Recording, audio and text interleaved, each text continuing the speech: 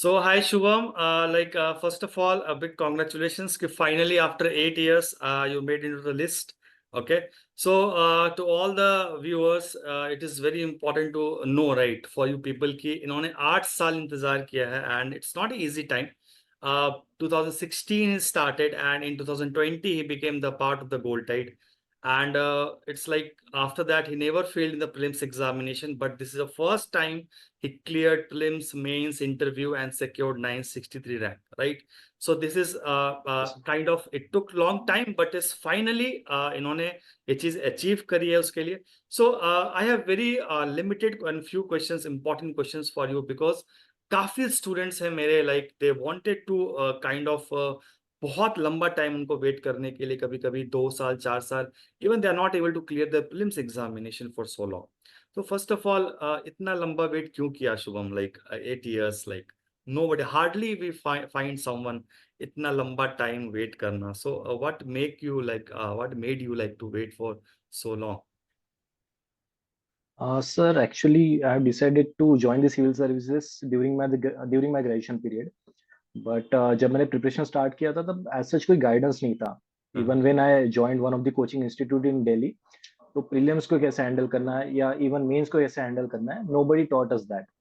तो फिर first attempt दिया, second attempt दिया, फिर third attempt में खुद से समझने आने लगा कि क्या चीजें work कर रही है, क्या नहीं कर रही है. बट 2019 के अटेम्प्ट में जब मैं गया तो वहां पे मेरा जीएस रह गया. मैं जीएस में क्लियर कर लिया but I failed in CSAT. So in 2020 I 2019 failed like only you कि joined Gold Tide, right? 2019 yes sir, first time. After that failure of prelims. Yes. Yes. तो 2020 वाज लाइक कि GS तो हो रहा है, CSAT नहीं हो रहा है, तो सीसैट में थोड़े एफर्ट्स डालते हैं. तो फिर नेक्स्ट ईयर ऐसा हुआ 2020 में कि जीएस भी क्लियर हुआ, सीसैट भी क्लियर हुआ, प्रीलिम्स क्लियर हुआ, मेंस क्लियर नहीं हुआ. तो मेंस में उस टाइम पे ज्योग्राफी ऑप्शनल था, फिर ऑप्शनल चेंज किया, एंथ्रोपोलॉजी लिया. नेक्स्ट अटेम्प्ट में गया, प्रीलिम्स क्लियर हुआ, मेंस क्लियर हुआ, इंटरव्यू क्लियर नहीं हुआ. Yes. फिर वो रहता है कि एक बार मतलब ऐसा था कि इतना टाइम इसलिए भी लगा कि मैं हर साल इम्प्रूवमेंट के पीछे था कि नहीं नहीं थोड़ा सा रह गया और थोड़ा इम्प्रूव करता है और थोड़ा इम्प्रूव करता है. तो जो थोड़ा थोड़ा इम्प्रूवमेंट का चक्कर था, इट टुक एक एक साल लिया उसने, क्योंकि एग्जाम का साइकिल एक साल का था, तो उस चक्कर में इतना साल लग गया. Okay, okay. And like kind of साथ में जॉब कर रहे थे, कौन से अटेम्प्ट के बाद आपने जॉब शुरू कर दी, लाइक यू फेल्ट लाइक कि अभी जॉब के साथ पढ़ाई करते हैं, like this is very important, right? Sir, it was after my sixth attempt, जब फर्स्ट इंटरव्यू दे चुका था मैं. ओके. तो फर्स्ट इंटरव्यू देने के बाद मैंने ऑनलाइन जॉब किया था as a paper evaluator. But उसके बाद इसी साल मैंने फुल टाइम जॉब शुरू किया इंटरव्यू के बाद. Okay. Okay. After sixth attempt you join some this work and all. तो लाइक आप जॉब यस छोड़ सर. के आए थे यूपीएससी जर्नी में, और from graduation only you started this thing for the? No sir, no. No no, after the end of my graduation I started preparing for the exam. Okay. Okay. Okay. So it's like पूरे जो भी आपके ये time था, like kind of journey में, आपने अपने optional subject को चेंज किया या वही कंटिन्यू रखा पूरा एंड तक? कंटिन्यू रखा वही? नहीं, आप चेंज किया सर. चेंज किया? एक्चुअली फर्स्ट मेंस मैंने एंथ्रोपोलॉजी था जॉब. आपका? Yes sir. नहीं सर, फर्स्ट मेंस तक मैंने ज्योग्राफी था. अच्छा. तो फर्स्ट मेंस जब दिया मैंने, जिस दिन ज्योग्राफी का पेपर लिखा है, उस दिन ही रियलाइज हो गया था कि ज्योग्राफी वर्क नहीं कर रहा है. द हाँ. Kind of knowledge, the kind of content which is required for optional hmm. Was not there. फिर उसी वीक में मैंने घर वापस आया मेंस देके और उसी टाइम पे चेंज कर लिया था. ओके. तो हाँ. जो भी मिस्टेक्स मैंने ज्योग्राफी में की थी उसको रेक्टिफाई किया मैंने एंथ्रो में, और एंथ्रोलॉजी का अंडरस्टैंडिंग, खुद के नोट्स, उन पे फोकस किया. और फिर एंथ्रो कंटिन्यू रखा एंड तक, yes right? Sir. Okay. Okay. This was like, अच्छा, इस एग्जाम में आपको सीसेट चैलेंजिंग लगा, लाइक सीसेट इजीली क्लियर हो जाता था, या फिर लास्ट ईयर जिसमें आपने क्लियर किया है that CSAT paper was like it was really challenging, मुश्किल था आपके लिए? बिकॉज एक सर, चीज एक मैं, चीज है. यस. हाँ, मैं एक चीज देख रहा था कि स्टूडेंट्स लाइक मोस्टली सीसेट को लेकर इस साल भी बहुत टेंस्ड है वो, because suddenly he they got something like very new. GS one में भी आप देख लो ऑप्शंस कैसे थे, और जीएस टू में. तो फॉर मी आई फील कि अगर आपकी प्रीलिम्स की लर्निंग और प्रैक्टिस अच्छी है, तो I know this options only one only two is tricky, थोड़ा मुश्किल भी है, वन ओनली एलिमिनेशन से, बट बहुत ज्यादा चेंजेस किया आपको पेपर में, बहुत परेशान किया, या you were easily kind of able to manage like this year? Yes. Sir firstly I would like to talk on CSAT part. तो सीसैट जब मैं फर्स्ट सेकंड अटेम्प्ट में दिया था तो सीसैट क्लियर हो रहा था, जीएस नहीं हो रहा था। ओके। बट 2019 में जीएस पे इतना फोकस किया हाँ। तो सीसैट पे मैं सीसैट पूरा इग्नोर कर दिया, तो सीसैट में फेल हुआ। और सीसैट में फेल होना was because of my only, खुद की वजह से हुआ, मैं किसी और की वजह से ऐसा नहीं था। पेपर टफ था, पेपर इजी था वो भी। बट मैं बोलूंगा मैंने प्रिपेयर ही नहीं किया था सीसैट, और मैं डायरेक्ट पेपर को गया। बट 2020 ऑनवर्ड्स आई फेल्ट कि सीसैट थोड़ा टफ हो रहा है। बट उसके बाद ऐसा कभी नहीं हुआ कि मैं सीसैट फेल हुआ, क्योंकि एक चीज समझ में आ गई थी, कैलकुलेशन बेसिक्स था जो सीसैट का मैं फॉलो करता हूँ। अगर 80 क्वेश्चंस है और उसमें से अगर 40 राइट होता है और 40 रॉन्ग होता है, तो हाँ, still you will be scoring 66.67। Calculation. ठीक है। हाँ हाँ। हाँ, तो ये कैलकुलेशन होता है सीसैट का कि अगर 80 भी अटेम्प्ट कर लिया और 40 सही है तो भी सीसैट क्लियर होता है। हाँ। तो मैंने उसके बाद क्या किया, मैं 45 अटेम्प्ट्स करता हूँ सीसैट में हर साल, ओके। उससे ज्यादा नहीं। मैं एक्यूरेसी में बिलीव करता हूँ कि सीसैट में एक्यूरेसी होगी तो क्लियर हो जाएगा। हम्म। फिर जैसे लास्ट ईयर की बात थी, लास्ट ईयर तो टाइम नहीं मिला था। लास्ट ईयर 5 डेज में लाइक फाइनल इंटरव्यू का रिजल्ट आया हम्म। और एग्जाम थी, तो टाइम नहीं मिला था सीसैट को। बट एक स्ट्रेटेजी रखी थी, एक्यूरेसी में बिलीव करना है। तो लास्ट ईयर के पेपर में I attempted 36 questions out of 80 questions, okay. And still I scored around 78 marks. So मतलब इट इज आपका बिकॉज कि एक्यूरेसी मैं बहुत सीसैट अच्छा में, है, नेगेटिव बहुत कम। यस, बहुत कम था। मतलब पैसेज में शायद एक रॉन्ग हुआ है बस, और हाँ। बाकी रीजनिंग के एक दो, और हम्म। उससे ज्यादा नहीं। तो वो था। और जीएस की बात करूंगा तो जीएस में कुछ स्ट्रैटेजी थी जो सिर्फ मेरे लिए वर्क करती है, ऐसा मैंने ऑब्जर्व किया है कि first round, second round, third round ये जो बात करते हैं वो मेरे लिए जैसे मैंने फॉलो किया है वो वर्क किया। तो मेरा एक काउंट था कि नंबर ऑफ क्वेश्चंस कितने अटेम्प्ट करने चाहिए, एक काउंट होना चाहिए इसका। तो इसको आइडेंटिफाई करने के लिए मैंने 2019 से ऐसा किया था कि मेरे रॉन्ग कितने होते हैं, मेरा रॉन्ग होने का रेंज कितना है। तो मुझे पता चला मेरा रॉन्ग होने का रेंज 30-35 है। तो मैं आज भी अगर कोई पेपर दे दूं और आप बोलोगे कि पेपर सॉल्व कर लो, तो उसमें 30-35 रॉन्ग होने ही होना है।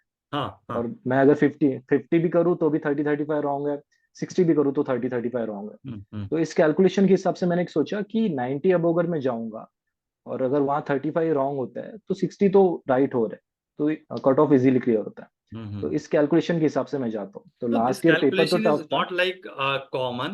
Actually, मिलता जुलता calculation I also tell my students yes, कि दिमाग में कैलकुलेशन रखो कि मैं 40 अगर कर रहा हूँ तो मैं कितने गलत कर सकता हूँ, 60 कर रहा हूँ बस तो you yes, should be very calculative कि कितना आप गलत कर सकते हो, उसके हिसाब से फिर यस, फॉर्मुलेट करो। और ये चीज यस। बहुत जरूरी होती है बिकॉज देन पेपर में इतना वक्त नहीं होता कि आप सब कुछ काउंट करो, ये करो, right. So it is very होता वेरी। क्या है सर कि मॉक टेस्ट के एनालिसिस में सब लोग देखते हैं कि स्कोर कितना आ रहा है, मेरा हाँ, 90 प्लस जा रहा है, 100 प्लस जा रहा है, सब इस पे फोकस करते हैं। लोग ये एनालाइज नहीं करते कि मेरे रॉन्ग कितने हो रहे दिस हैं। इज जब वेरी तक रॉन्ग का समटाइम। रेंज पता आप नहीं है। बहुत यस, इफेक्टिव चीज बता रहे हो और I really want to appreciate that. और अपने स्टूडेंट्स को भी मैं कहूंगा कि आपका ये सुने because this is same exact मैं अपने स्टूडेंट्स को बताता हूँ, राइट। तो अच्छा, आप ये जो 8 साल रहे, लाइक योर प्रिपरेशन, आपका जो स्कोर था, लाइक आपकी जो प्रोग्रेस थी वो लाइक जा रही थी इंक्लिनेशन में या फ्लक्चुएट हो रही थी? मतलब हर हर साल नंबर अच्छे हो रहे थे, एक कॉन्फिडेंस आ रहा था, वो चीज आपको सस्टेन करने के लिए रखा रहा एग्जाम में, या फिर इट्स लाइक फ्लक्चुएट हो रहा था फिर भी आप बने रहे? मतलब कि प्रोग्रेस हर साल इंक्रीज होता था? सर प्रोग्रेस तो इंक्रीज होता था जहां तक मुझे लगा है। जैसे प्री फेल हुआ, फिर प्री क्लियर हुआ, मेंस नहीं हाँ हुआ, फिर इंटर हाँ। में पहुंचा, तो ये प्रोग्रेस तो था वही वहां पे। अगर मैं मार्क्स वाइज बोलूँ प्रोग्रेस की बात, स्पेशली प्री में, तो वहाँ काफी अच्छा प्रोग्रेस था। जब फर्स्ट और सेकंड अटेम्प्ट थे तो आई यूज टू स्कोर 60-65। बट 2020 से जैसे क्लियर करना शुरू हुआ तो अराउंड 88-90 अच्छा खासा, कट ऑफ से भी अच्छा स्कोर किया मैंने। नहीं, आपने गोल्ड के तो भी उसमें मॉक दे फ्लक्चुएट। दिया था या आपने टेस्ट दिया था, राइट? आई थिंक 3 इयर्स तो कंटिन्यूस आपने ज्वाइन किया है, right. So yes sir. Time पे भी स्कोर्स तो मार्क्स में भी ठीक आते थे, but the important is like कि लर्निंग जितना लिया वहां से, दैट इज काइंड ऑफ। और यस सर। आपने जिस तरीके से प्रोग्रेस किया है, जिस तरीके से एक बहुत इफेक्टिव बात बताई है प्रीलिम्स और सीसेट के लिए, that is very very important. और अभी नेक्स्ट ईयर एग्जाम देना है आपको या फिर अभी आप ओके देना है? अभी कुछ डिसाइड नहीं किया है सर। एक्चुअली या अभी ट्रैवलिंग ट्रैवलिंग ही शुरू है यहाँ से वहाँ, और अभी कुछ सोचा नहीं इस बारे में। ओके ओके, तो सोचा नहीं यस। है, but one I more think. Thing I would like to add in prelims part sir, prelims के जस्ट टेल मी, प्रिपरेशन में। Just tell me. यस, जैसे मॉक टेस्ट सभी लोग देते हैं, कहीं ना कहीं ऑनलाइन टेस्ट या ऑफलाइन जाके सेंटर पे जाके देते हैं। everyone tried to bring that best performance that mock test. हाँ. कोई भी फाइनल एग्जाम के लिए प्रिपेयर नहीं होता है. तो मैंने वो स्ट्रेटेजी चेंज कर दी थी. जो अगर मेरे मॉक्स के मार्क्स कम आ रहे हैं तो मैं टेंशन नहीं लेता था, मैं रिलैक्स करता था कि कोई नहीं, ठीक है. Okay. लेकिन जब फाइनल एग्जाम आता है तो मैं उसके लिए मेंटली प्रिपेयर रहता था कि मैं उस पर्टिकुलर 2 आवर्स में क्या करूंगा, मैं नंबर ऑफ क्वेश्चंस कितने अटेम्प्ट करूंगा, मैं क्या किस रूट से जाऊंगा एग्जाम सेंटर हाँ. में, कितने बजे यस. पहुंचूंगा. यही हाँ. मतलब मेंटल प्रिपरेशन काफी हेल्पफुल रहा उस टाइम पे. तो मैं उसके बाद कभी डर नहीं लगा. अभी मॉक्स और ये चल रहा है स्पेशली students. एडवाइस है. या हाँ, टेल मी, स्पेशली एडवाइस जो फर्स्ट टाइमर जो जाता है उनको डर रहता है कि जब फर्स्ट टाइम जाते हैं एग्जाम सेंटर पे उनको बाकी लोग दिखेंगे नोट्स पढ़ते हुए रहते हैं वहां पे, तो वहां पे डर बना रहता है. तो मैं एक चीज सजेस्ट करूंगा कि वो डर नहीं होना चाहिए. अगर वो डर नहीं रहेगा तो एग्जाम अपने आप आसान हो जाता है. अब अभी मॉक्स चल रहे हैं and I tell my students कि आपके 70 आ रहे हैं तो भी आप दुखी मत हो, और आपके 120 130 आ रहे हैं तो एक्साइट मत होइए. बिकॉज अभी जो मॉक टेस्ट में कॉम्बिनेशंस बनते हैं क्वेश्चंस के ना, that is totally different from what UPSC is asking. Yes, अभी का जो कॉम्बिनेशन बनता है पेपर का, that is a kind of very different. सोच अलग होती है, थॉट अलग होता है. जो यूपीएससी बनाएगा वो बिल्कुल अलग बनाएगा. तो आपको पैनिक नहीं करके and you should try to win this. And this is what, जितना जल्दी क्लियर हो जाए अच्छा है, राइट. आपका तो चलो बहुत एक yes, sir. टाइम था, उस पेशेंस के लिए फाइनली एक एक मिला. And you also able to sustain, because कहीं ना कहीं प्रीलिम्स हो रहा था, मेंस हो रहा था, कभी इंटरव्यू रह जा रहा था, Yes, sir. कभी.